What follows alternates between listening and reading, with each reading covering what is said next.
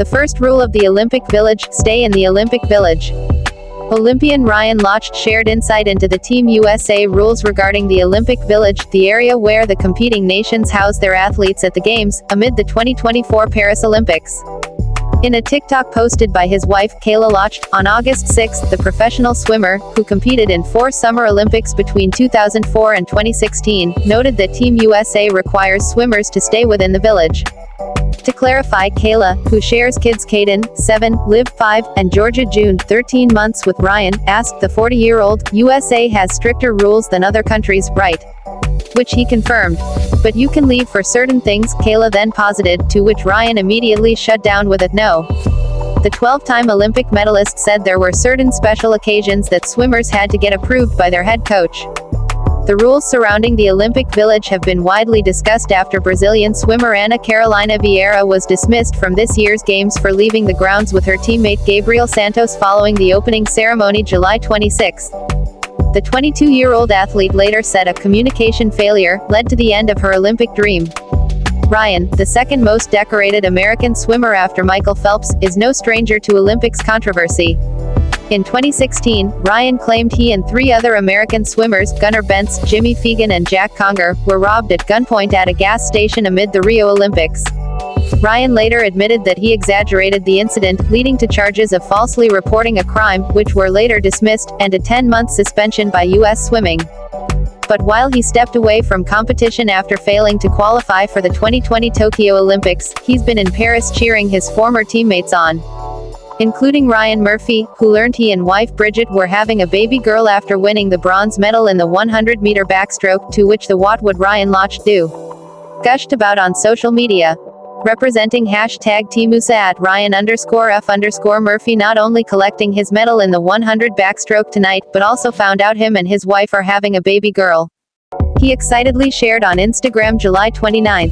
"Wow, congrats my man, my hat goes off to you. Job well done." Read on for more rules for the 2024 Paris Olympics that may surprise you. Keeping the fries to the side.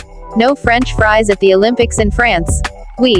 As it turns out, the dish won't be on the menu at the Olympic Village in Paris. French fries are too risky, Chef Charles Gilloy explained to the New York Times in May, because of fire hazard concerns over deep-fat fryers. Au revoir avocados. Athletes won't be able to find foie gras or start their day with some avocado toast at the village either. No to foie gras because animal well-being is on everyone's mind, Gilloy continued, and no to avocados because they are imported from a great distance and consume a lot of water. Champagne problems. While some Olympians may want to toast to their success with a glass of bubbly, they won't be able to at the Olympic Village. No champagne in the village, of course, director of the Olympic and Paralympic Villages Laurent Michaud told Sky News in March, but they can have all the champagne they want also in Paris. And even though there's a sports bar in the village, it won't be serving any alcohol. We wanted to create some places where the athletes will feel very enthusiastic and comfortable, so they can have some conversations, discussions and to share their core values about sports, Michaud shared with the outlet. So we have made a village club, also, with a lounge, with a sports bar, with Coca-Cola, no alcohol, of course, over there. But it's going to be a great place so they can actually share their moment in the environment here. Freezing out the AC. Talking about a lack of air conditioning during the Summer Games is one way athletes can break the ice. Olympic organizers have opted to forego AC in the Olympians' rooms and instead rely on another way to stay cool. We designed these buildings so that they would be comfortable places to live in the summer, in 2024 and later on, Jan Krasinski, SVP of SOLIDEO, the entity in charge of the major infrastructures for the Olympics, told Reuters in February, and we don't need air conditioning in these buildings because we oriented the facades so that they wouldn't get too much sun during the summer, and the facades, the insulation is really efficient. He added, we also are providing naturally cool water that we're getting from underground to cool the air of these apartments. So you will not need air conditioning in the summer here. Still, not all competitors were chill with this decision, and the United States Olympic Committee's CEO Sarah Hirshland previously confirmed Team USA will have air conditioning in their rooms. According to the Washington Post, Britain, Canada, and Italy's teams are among those bringing AC units as well. Intimacy ban no more. During the 2020 Tokyo Olympics, the playbook urged athletes to keep physical interactions with others to a minimum, amid the coronavirus pandemic. There were also those cardboard cots that social media users dubbed the anti-sex beds. And while condoms were handed out to the athletes, the intention was for them to take them back to their home countries and raise awareness for HIV and AIDS, organizers told Reuters.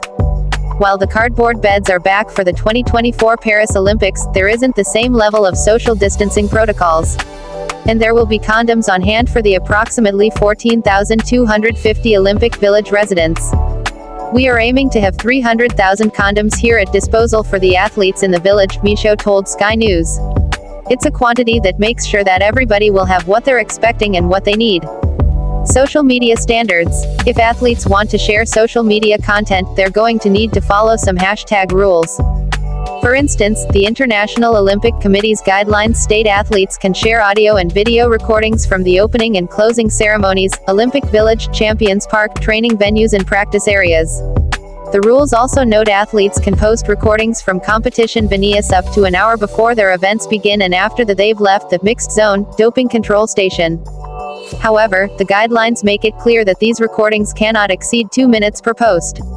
In addition, the rules state athletes cannot share videos of medal ceremonies or sports competitions, including anthems, coin tosses or celebrations on the field, and that the clips cannot be live.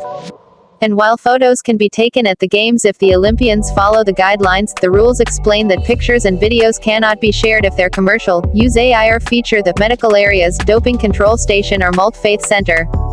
Barring plastic bottles. Trying to help the planet. Now that move deserves a gold medal.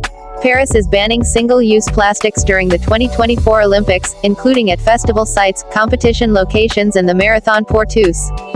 According to the city's tourism website, reusable, non-glass water bottles will be allowed at festival and competition sites and attendees will be permitted to bring their own containers, bowls or cups for eating and drinking. Runners will also drink from reusable cups during the marathon. Whether it's drinking, having an ice cream or a takeaway meal, the website reads, all containers and cups will be reusable. Running shoes optional. Did you know you don't have to wear shoes while running a race? According to World Athletics rules, athletes may compete barefoot or with footwear on one or both feet. In fact, Abebe Bikila from Ethiopia ran the marathon barefoot at the 1960 Olympics in Rome and won the gold medal. Similarly, Zola Budd ran the 3,000 meters barefoot while competing for Great Britain at the 1984 Olympics in Los Angeles, coming in 7th. Flocking towards the rule book. There's actually a rule for what happens when a tennis ball hits a bird during a match. According to the International Tennis Federation, if a ball strikes a bird that's flying overhead, it's considered a hindrance and the point is replayed. In hot water. In a canoe with a broken paddle. Let's just say you don't want to be in that boat. According to the International Canoe Federation's guidelines, an athlete with a broken paddle during the canoe slalom must drop back and/or complete the course alone. The broken end of the paddle is considered dangerous. They may drop the paddle and use their hands to finish the course.